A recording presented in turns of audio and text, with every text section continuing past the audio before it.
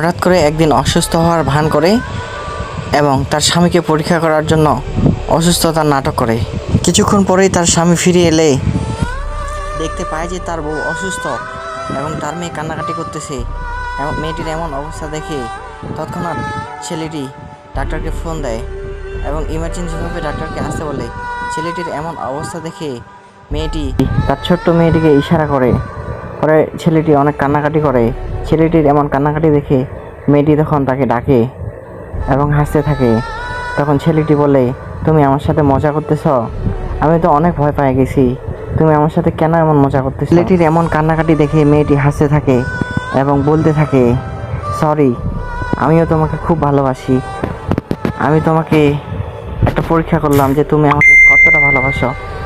মেয়েটি তখন ছেলেটির চোখের জল মুছে দেয় এবং জড়িয়ে ধরে বলে, আমিও তোমাকে খুব ভালোবাসি।